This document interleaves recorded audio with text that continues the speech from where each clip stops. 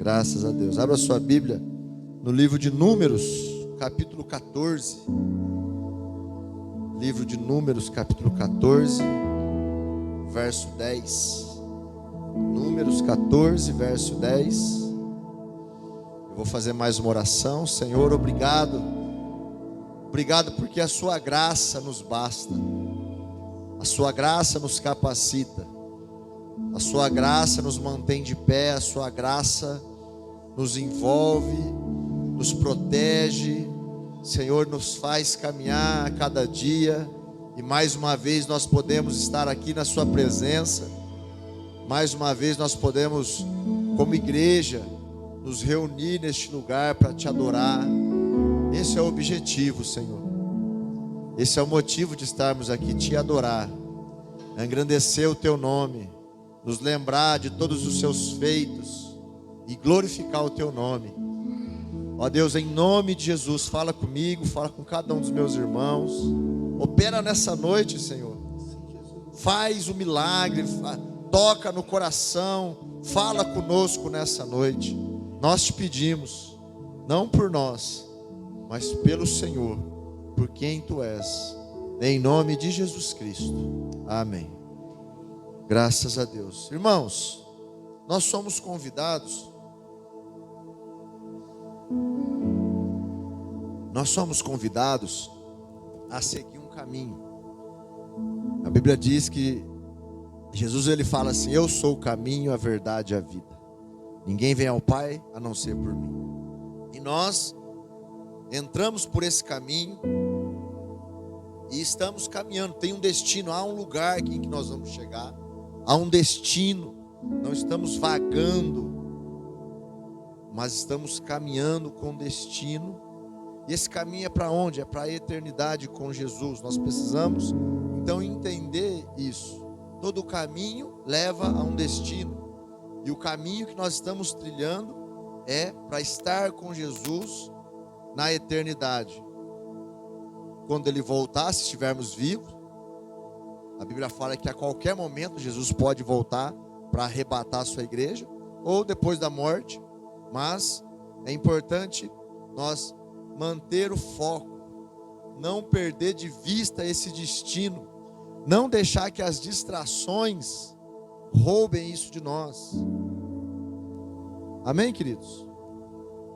Nesse texto que eu citei, do verso 10 ao verso 20, é o que nós vamos ler, mas antes, vou falar um pouco do contexto. Moisés havia enviado espias para espiar a terra prometida, a terra que Deus disse que ia dar para o povo. E das 12 tribos, Moisés chama o líder de cada tribo. Então 12 espias vão espiar essa terra.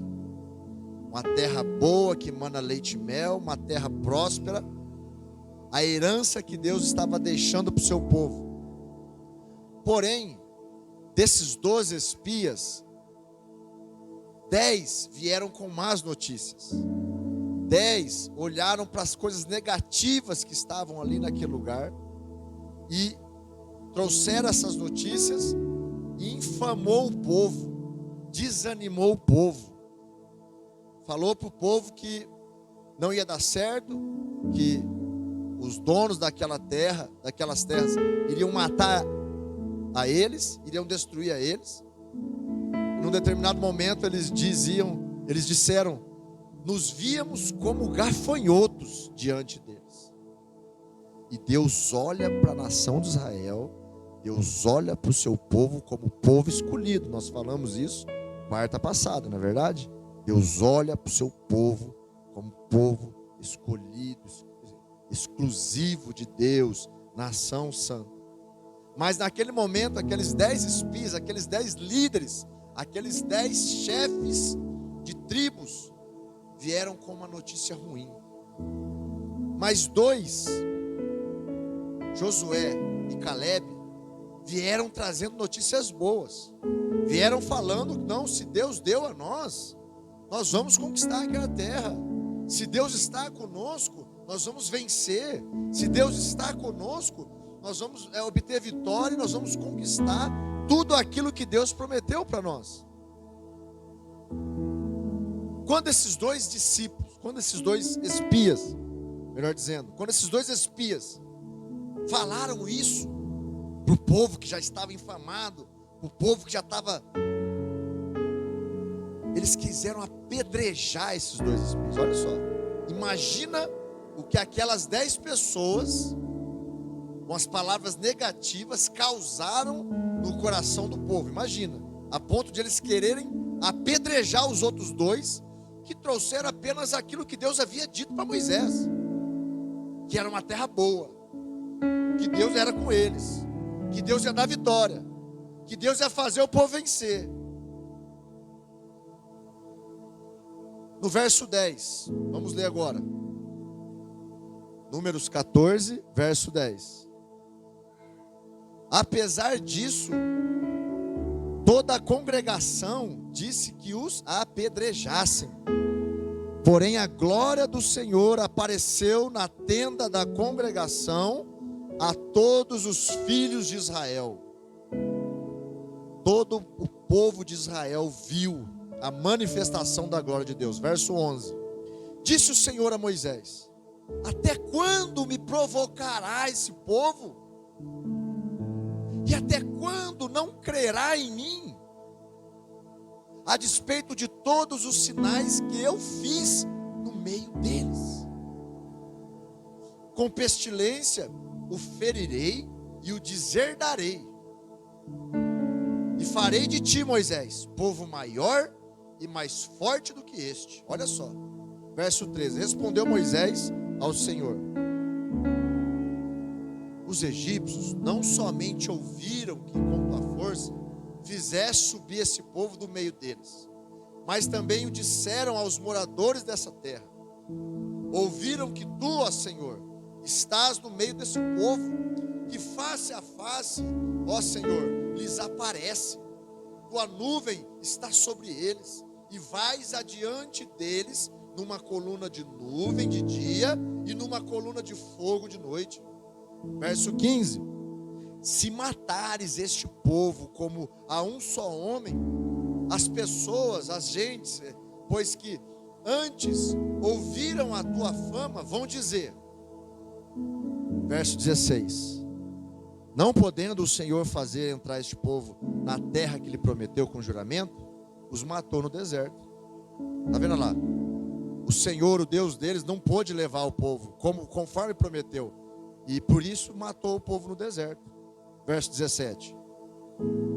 Agora, pois, rogo-te que a força do meu Senhor se engrandeça, como tens falado, dizendo: o Senhor é longânimo, ou seja, é paciente, e grande em misericórdia, que perdoa a iniquidade e a transgressão, ainda que não inocente o culpado, e visita a iniquidade dos pais, dos filhos até a terceira e quarta gerações. Perdoa, pois, a iniquidade deste povo, segundo a grandeza da tua misericórdia, e como também tens perdoado a este povo, desde a terra do Egito até aqui. Verso 20. Tornou-lhe o Senhor, respondeu o Senhor: segundo a tua palavra, eu lhe perdoei.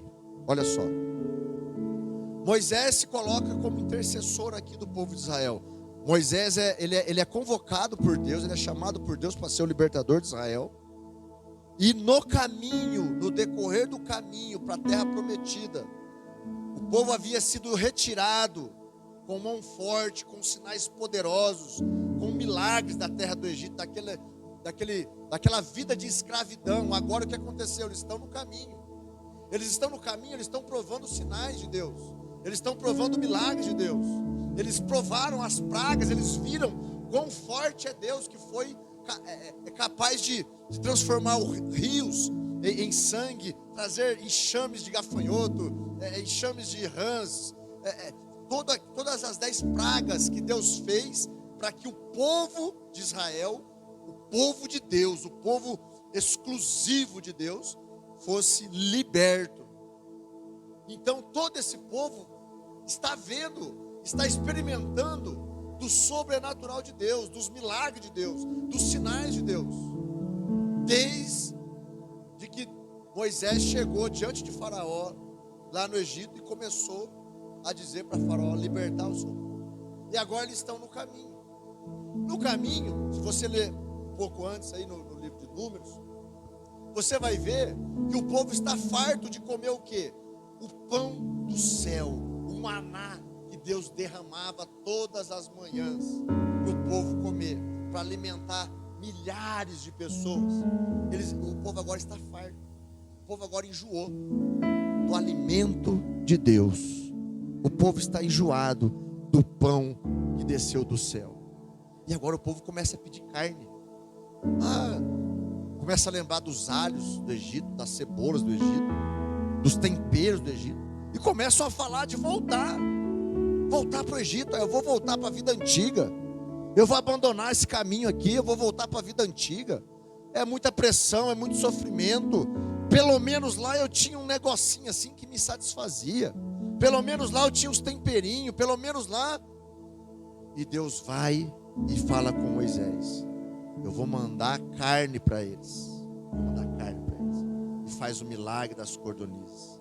Tinha feito o milagre das 10 pragas. Tinha feito o milagre de abrir o mar vermelho. Tinha feito o milagre de afogar o exército egípcio, fechando o mar vermelho. Tinha feito o milagre do maná. As roupas deles não desgastavam, não ficavam velhas. As sandálias cresciam conforme as crianças iam crescendo, as sandálias iam crescendo. Tudo isso estava acontecendo no meio do povo. Mas sabe o que eu percebo aqui? O povo não estava percebendo a obra de Deus na vida deles, a tal ponto que eles se esquecem de tudo isso. E quando passam pelo aperto, pela crise, eles param de crer no Senhor. E no verso 11, Deus fala para Moisés: até quando esse povo me provocará? Gente, vamos conversar aqui. Quem somos nós para provocar a Deus? Quem é o homem para conseguir fazer tal coisa? E Deus fala isso. Até quando esse povo vai me provocar, Moisés? Eu vou deserdar esse povo, eu vou abandonar esse povo, vou matar todo mundo. De você eu vou fazer um povo novo, mais forte. E Deus fala assim para ele: até quando não crerá em mim? Deus fica entristecido porque o povo deixou de crer nele por causa das dificuldades do caminho.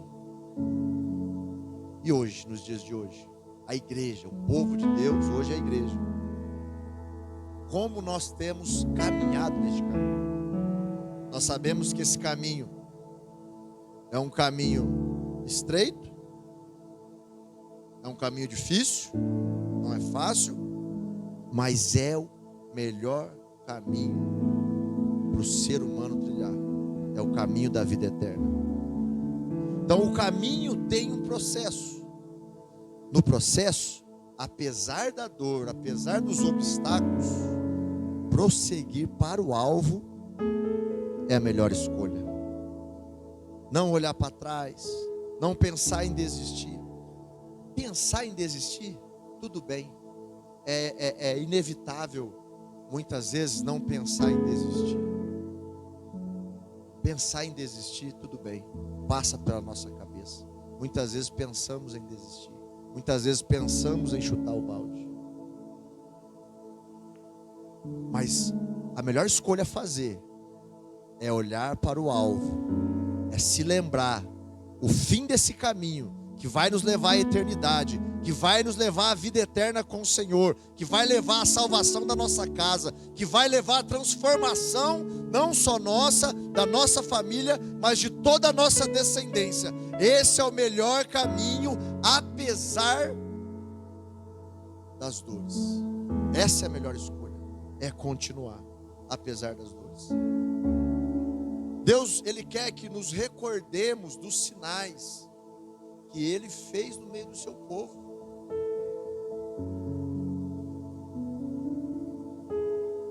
Ainda no verso 11, lá no finalzinho, ele fala assim: a despeito de todos os sinais que fiz no meio dele. O que Deus está falando aqui com Moisés?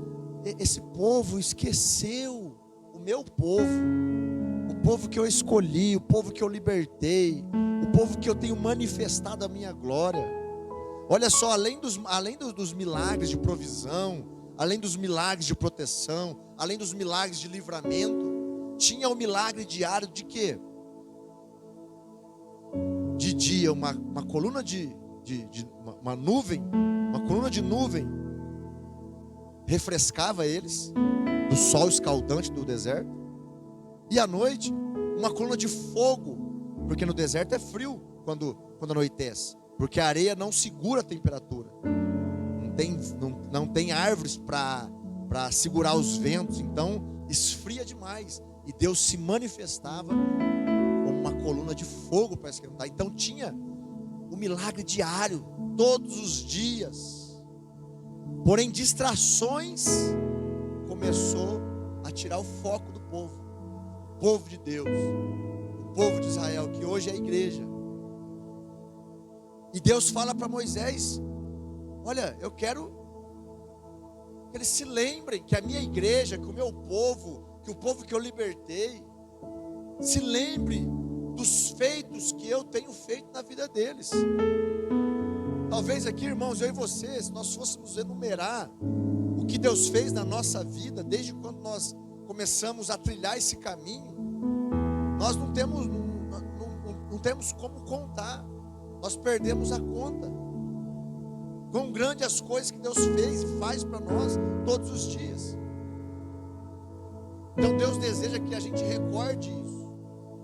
No momento de dificuldade, no momento de crise, no momento de desespero, eu preciso recordar aquilo que Deus já fez. Quem é Deus? O que Ele fez, os sinais, o poder dEle. Em Hebreus, capítulo 12, verso 1 e 2 diz assim: portanto, também nós, visto que temos a rodear-nos tão grande nuvem de testemunhas, desembaraçando-nos de todo o peso do pecado, que tenazmente nos assedia, que ferozmente nos assedia, intensamente nos assedia. Todos os dias o pecado tenta nos paralisar, nos destruir, fazer com que nós saiamos desse caminho todos os dias. Então corramos com perseverança. Quem já pescou aqui sabe o que é perseverança. Quem é pescador sabe o que é perseverança. Você está lá o dia inteiro na beira do rio, não deu uma beliscada e você não sai de lá. Você fica lá esperando o peixe dar uma beliscada. É perseverar, é não desistir. E com esperança, eu vou pegar um peixe aqui. Vai beliscar, peraí, deixa eu mudar a isca, deixa eu mudar o lugar, deixa eu andar um pouquinho mais para lá, deixa eu jogar um pouquinho mais longe, deixa eu encurtar a linha, deixa eu aumentar a linha. Com esperança, perseverança.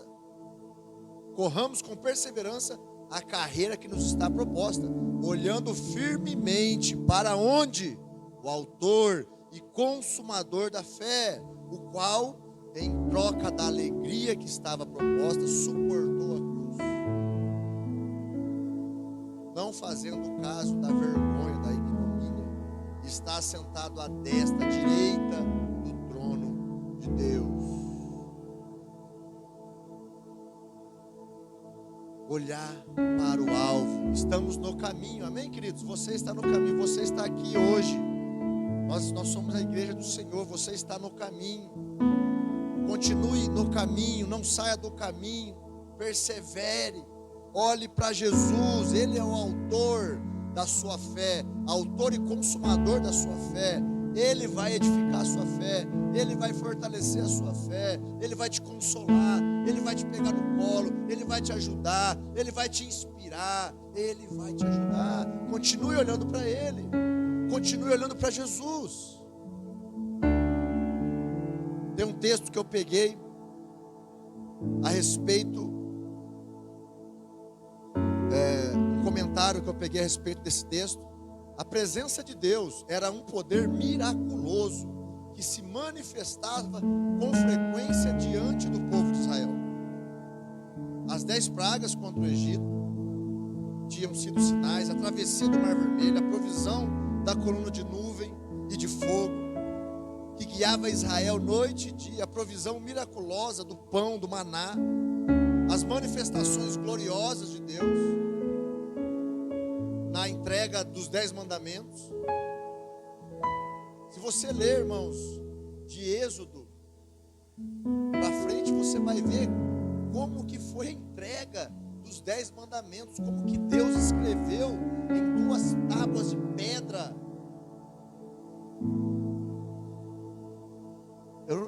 Eu gostaria de imaginar aqui com vocês Moisés lá no topo do monte, 40 dias e 40 noites, e Deus escrevendo com o próprio dedo naquelas pedras os mandamentos, a lei de Deus. Que coisa maravilhosa. Já tinham ocorrido muitas intervenções divinas que todo o povo de Israel havia acompanhado. Porém, quando chegou o momento crítico, a fé deles desapareceu.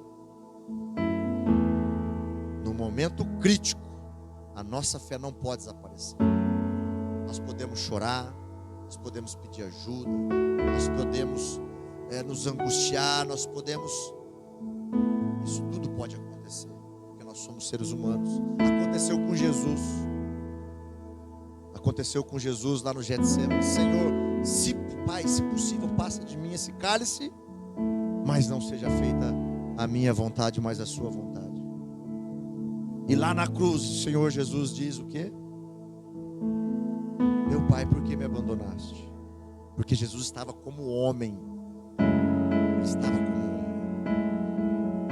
Mas o que nós não podemos fazer, depois nós vamos ver que no final, Jesus fala com o Pai: eu te entrego o meu espírito. E ainda salva um ex-ladrão, né? Lá na cruz, né? Então ele não perdeu a fé. Então nós não podemos perder nossa fé. Nós estamos no caminho, amém? Estamos. Nós não vamos ter dificuldades. Não, é mentira isso. Nós vamos ter dificuldades. Jesus diz: no mundo vocês vão ter aflições, mas tenham bom ânimo, eu venci o mundo. Então nós estamos no caminho, estamos tendo dificuldade. O caminho é estreito, a porta é estreita, o caminho é estreito. Mas não distraia, não se distraia, permaneça com seus olhos fixados em Jesus, no destino. Não tem melhor destino, não tem melhor lugar para estar. A melhor escolha é não olhar para trás, é continuar. Ah, pastor, mas eu dei uma desviadinha para lá, uma desviadinha para cá. Essa noite Deus está falando com você, como falou lá em Isaías. Todas as vezes que o seu pé se desviar para a direita ou para a esquerda, sempre haverá uma voz por detrás de ti dizendo: esse é o caminho, andai por ele. Sempre haverá uma voz do Senhor, porque Ele é um Pai bom, um Pai perfeito, Ele nos ama. Sempre haverá uma voz do nosso Pai dizendo: esse é o caminho, vai por aqui. Esse é o caminho, vai por aqui. Amém, meus queridos? Glória a Deus. Mais uma coisa que eu vejo nesse texto: Moisés conhece a Deus. Moisés, ele poderia, se ele fosse um homem egoísta, se ele fosse um homem com um coração de motivações erradas, ele poderia dizer: é verdade, Senhor, começa uma nova história através de mim, mata todo mundo. Mas não, Moisés é um intercessor, um homem íntimo de Deus, um homem chegado a Deus, e ele sabe das virtudes de Deus. Ele intercede pelo povo, e ele lembra das virtudes de Deus. No verso 13, lá do texto que nós estamos, se você puder acompanhar comigo. Hoje nós estamos sem a mídia, deu um probleminha na fonte do computador. Essa semana nós vamos resolver, se Deus quiser. Verso 13, lá de Números 14. Respondeu Moisés ao Senhor. Olha só a preocupação de Moisés. Os egípcios não somente ouviram que com a tua força fizeste subir este povo do meio deles, mas também disseram aos moradores dessa terra. Resumindo, os egípcios estavam falando Deus havia feito. Porém, a igreja daquele dia tinha esquecido de tudo que Deus tinha feito. Já pensou nisso, meus irmãos? Muitas vezes acontece isso com a gente, por causa das dificuldades, por causa das lutas, nos esquecemos daquilo que Deus tem feito no nosso meio. Mas o povo lá de fora, o povo que tem te visto, o povo que tem visto a transformação na sua vida, o povo que tem visto as bênçãos que Deus tem te dado, o povo que tem visto, te observado, eles olham para nós, para a igreja, eles olham para você e dizem: olha lá, Deus tem feito milagres naquela família, Deus tem feito milagres naquela casa, Deus tem feito milagre naquele povo, no meio daquele povo. E Moisés fala isso para Deus. Eu vejo aqui como Deus apareceu para Salomão em sonhos e perguntou para Salomão: Salomão, pede o que você quiser que eu vou te dar. E Salomão pede sabedoria. E Deus fala: por que não me pediu riqueza? Por que não me pediu fama? E por que não me pediu a morte dos seus inimigos? Eu vou te dar sabedoria como ninguém jamais teve nessa terra, nem jamais terá. E além da sabedoria eu vou te dar fama, riqueza e a vitória sobre os seus inimigos. Então eu vejo essa conversa de Moisés com Deus dessa forma. Amém? Não que Moisés ele acalmou a Deus, enfim, é algo para a nossa cabeça humana, é algo meio difícil de compreender essa conversa de Moisés com Deus. Mas vamos lá. Então Moisés, ele se lembra disso, ele começa a falar disso com Deus. E no verso 15, mas se matar esse povo como a um só homem, o que as pessoas vão dizer? O que as pessoas que ainda não te conhecem vão dizer? Olha lá, não podendo o Senhor fazer entrar este povo na terra que lhe prometeu com juramentos, matou no deserto. Aí no verso 18 ele diz assim: o Senhor é longânimo e grande em misericórdia, e perdoa a iniquidade e a transgressão. Então Moisés, ele lembra das virtudes de Deus. Por quê? Porque Moisés andava com Deus, porque Moisés tinha intimidade com Deus. Quando nós temos conhecimento de Deus, quando nós andamos com Deus, quando nós temos intimidade com Deus, nós vamos nos lembrar das virtudes de Deus. Eu queria falar dessas duas virtudes que ele cita aqui, bem brevemente. Longânimo significa o quê? Que é paciente. Ele tolera pacientemente todas as iniquidades do homem, não se deixando levar por explosões de ira, como a gente faz. Às vezes nós ficamos tão nervosos e de repente a gente explode. Deus não é assim. Deus não faz assim. Deus, ele é longânimo. Deus é paciente. Quantas vezes eu e você erramos só no dia de hoje e Deus não nos destruiu? Quantas vezes eu e você erramos nessa semana, nesse mês, nesse ano, e Deus, com a sua paciência, com a sua longanimidade, continua nos amando, continua cuidando de nós. O Senhor é longânimo, Moisés lembra disso. Grande em misericórdia, a misericórdia do Senhor. No Salmo 103, no verso 11: pois quanto o céu se distancia da terra, assim é grande a sua misericórdia para com os que o temem. Então Moisés lembra de duas virtudes aqui de Deus. Senhor, o Senhor é misericordioso, o Senhor é longânimo, o Senhor é paciente. Olha só, Moisés, ele, além de se preocupar com que os povos que não conheciam a Deus, os povos estrangeiros, os gentios, que eles vão falar do Senhor, ele lembra de duas virtudes aqui de Deus. E o que eu vejo então nesse texto? Que Deus, ele dá livramento para o seu povo, para honrar o seu próprio nome. Porque o que as nações vão falar? O que diriam as nações? Onde está o seu Deus? O que diriam as nações? Onde está o seu Deus? mas Ele dá livramento a nós, a mim e a você, igreja, povo escolhido, povo eleito, nação santa, exclusividade de Deus, por honra ao próprio nome dEle, por fidelidade ao seu povo. Quantas vezes nós vemos na Bíblia Deus falando com o seu povo e se lembrando das promessas que Ele fez a Davi, dizendo: vocês não vão ser destruídos por causa da aliança que eu tenho com o seu pai Davi. Para os patriarcas, vocês vão receber a promessa por causa da aliança que eu fiz com Abraão. Então, por causa da fidelidade que Ele tem com nós, com a igreja, a aliança que Ele tem conosco,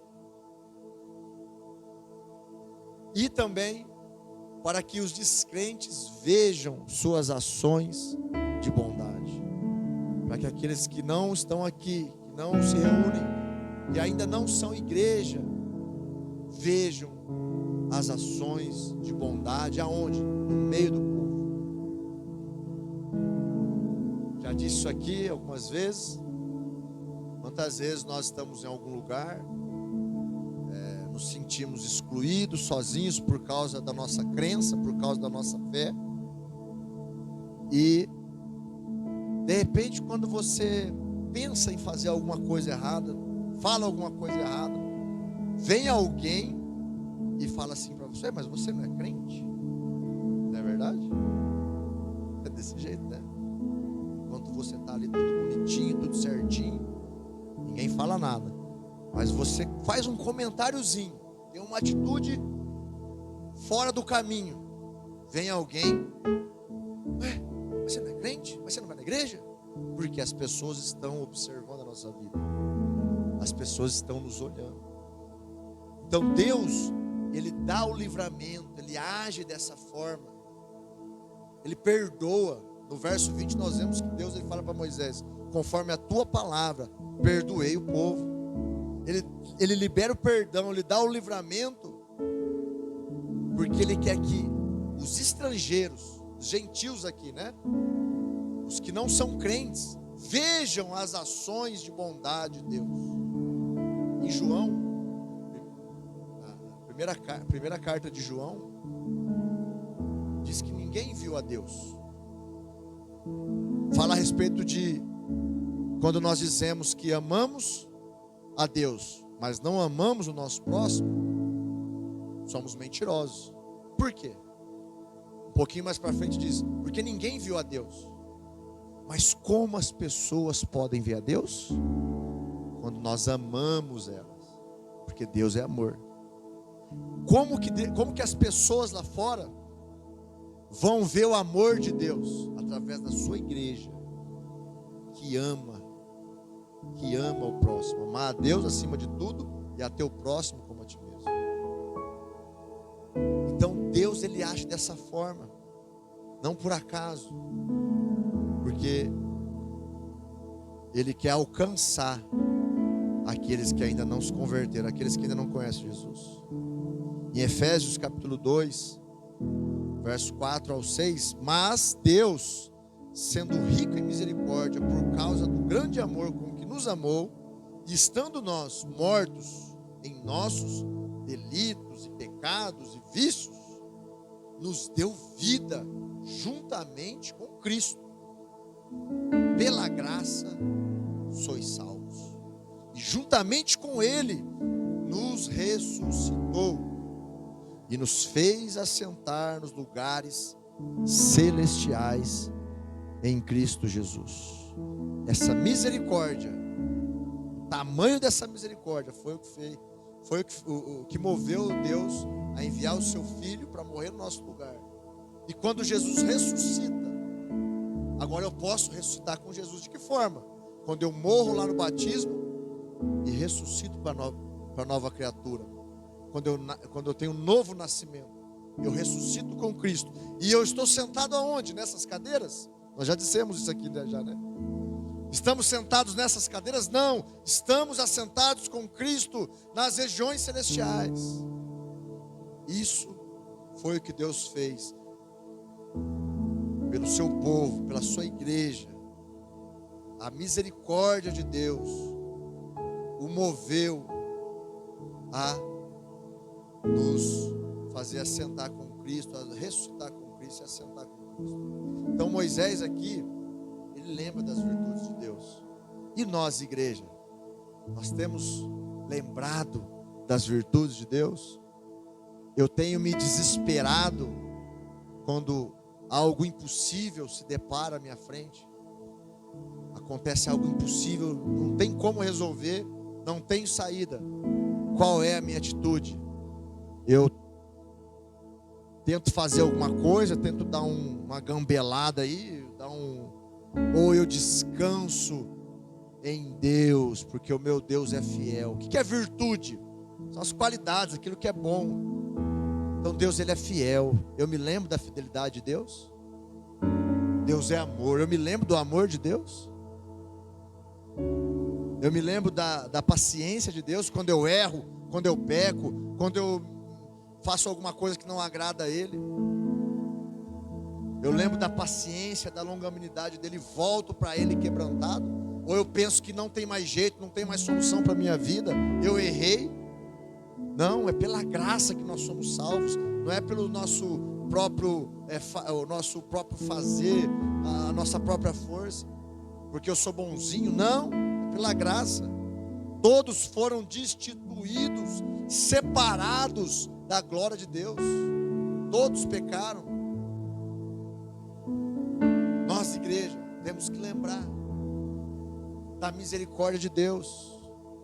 Ao falar com alguém que é cristão chega em você, ou você fica sabendo de alguém que é cristão, que errou, que pecou, e você julga aquela pessoa, ou você lembra da misericórdia de Deus. Não, Deus é misericordioso. Tem chance para você ainda, irmãozinho. Tem chance ainda para você, irmãzinha. Nos lembramos da misericórdia de Deus. O que mais? A paz. A paz de Deus. A paz é uma promessa de Deus para nós. Jesus disse: eu não vos dou a paz que esse mundo dá, mas a minha paz eu dou para vocês. Eu dou minha paz, não como esse mundo dá. Então, igreja de Jesus Cristo, eu me coloco aqui também. Nos lembremos das virtudes de Deus. Deus é bom. O que é bom? Na cultura judaica não se falava a palavra bom, não se usava a palavra bom. Aqui no Brasil, a nossa cultura, tudo é bom. Picolé é bom, né? Você vai lá comer lá no tropeiro lá, o parmegiano é bom, né? O tutu de feijão é bom. Você vai pegar uma panceta lá do Crivellari, a panceta é boa, tudo é bom. Mas na cultura judaica não, só poderia falar bom a respeito de uma só coisa, a respeito de Deus. Só Deus é bom. Essa palavra bom, meus irmãos, ela é muito complexa, ela é muito forte, ela é muito profunda. Por isso que muitas vezes nós falamos Deus é bom, mas não entendemos o que isso revela para nós. Quando o jovem rico chega diante de Jesus, até então seguia Jesus, até então era discípulo de Jesus, e ele diz: Jesus, bom mestre, o que devo fazer para herdar a vida eterna? Jesus diz para ele: por que me chamas bom? Bom só há um, Deus é bom. Então nos esquecemos que Deus é bom, que Deus cuida de nós, que Deus não pensa igual a gente, que a cabeça de Deus não é igual a cabeça do homem, igual a minha cabeça, igual a sua cabeça. A forma de Deus pensar, Isaías diz que os pensamentos dele são muito mais altos do que os nossos. Os planos dele são muito maiores do que os nossos. Então eu preciso conhecer a Deus, como Moisés aqui. Não, Senhor, eu quero te conhecer, eu quero te ver. Eu quero te ver, eu quero estar na sua presença. Quando Moisés está lá no monte, recebendo os mandamentos, recebendo as tábuas da lei, ele falando com Deus, Deus fala: fica ali naquela rocha, porque eu vou passar com a minha bondade aqui, com a minha glória. Ninguém pode ver minha glória, senão morre. Mas Moisés fala: não, eu quero te ver. E Deus é bom. Deus não queria matar Moisés, Deus queria ser visto por Moisés. Então Deus fala algumas coisas para nós na palavra, mas nas entrelinhas Ele quer que a gente se aprofunde, Ele quer que a gente vá mais fundo, Ele quer que a gente o conheça, Ele quer que a gente saiba dos segredos dEle, Ele quer que a gente esteja mais próximo dEle, porque Ele quer se revelar a nós. Porque quando eu e você recebemos uma revelação de Deus, mais pessoas vão ser tocadas por Deus, porque quem recebe uma revelação de Deus não para, não quieta, ele vai anunciar o Deus dele, ele vai falar do Evangelho, ele vai pregar a palavra. E é isso que Deus quer de nós. Foi assim que aconteceu com Moisés. E ele olha para uma brecha na rocha, a fenda na rocha, e ele vê a bondade de Deus passando sobre ele. Ele desce do monte, que jeito? Com o rosto resplandecente, com o rosto fluorescente, com o rosto brilhando, a ponto de ter que colocar um véu. Então, para eu e você conhecermos as virtudes, nos lembrarmos das virtudes de Deus, diante dos obstáculos que enfrentamos no caminho, nós precisamos conhecer esse Deus. Nós precisamos nos aprofundar no conhecimento, na intimidade. Quem pode conhecer a Deus? Todo aquele que tiver um coração quebrantado, todo aquele que tiver um coração, um espírito contrito, todo aquele que é pobre de espírito. A Bíblia fala: feliz aqueles que são pobres de espírito, que reconhecem a sua pequenez, que reconhecem que Deus, que nós somos, não somos nada sem Deus. O Odirley fez um comentário no Instagram. Nós publicamos um videozinho aqui da igreja. Ele escreveu assim: ali é um lugar que você é recarregado as suas energias, e ali você está com aquele que a gente não é nada sem ele. Você vê que você não é nada sem ele. Se nós tivermos esse coração, Deus vai se revelar a nós. Se você tiver esse coração, Deus vai se revelar a você. Isso vai virar uma tocha na sua vida, isso vai virar um farol na sua vida, e você vai iluminar vidas aonde você for. Você vai iluminar famílias aonde você for. Você vai levar esperança aonde você for, mesmo nos dias maus, mesmo nos péssimos dias, mesmo nos dias onde você quer largar tudo. Você vai ser ainda uma luz, um farol para quem está sem esperança. Amém, meus irmãos? Nos obstáculos do caminho, as dores do caminho, a melhor escolha a fazer é continuar, é permanecer, olhando para o autor e consumador da nossa fé. Pode se colocar de pé, vamos orar. Nós somos convidados a seguir um caminho estreito e difícil, mas talvez você está aqui e o seu dia e essa pregação está se encaixando perfeitamente na sua vida. O caminho, a coisa está estreita, está difícil, mas recebemos as ferramentas e a capacitação para chegar ao destino. Lembre-se disso. Você tem as ferramentas, você tem a capacitação do Espírito para chegar ao destino. Não pare, não desista. E o mais especial e importante é que o nosso guia, olha só isso. Quem é o seu guia? O nosso guia, Jesus Cristo, estará o tempo todo de mãos dadas com você. Aleluia, Deus. Amém, meus irmãos? Feche seus olhos, coloque a mão no seu coração. Vamos orar. Aleluia.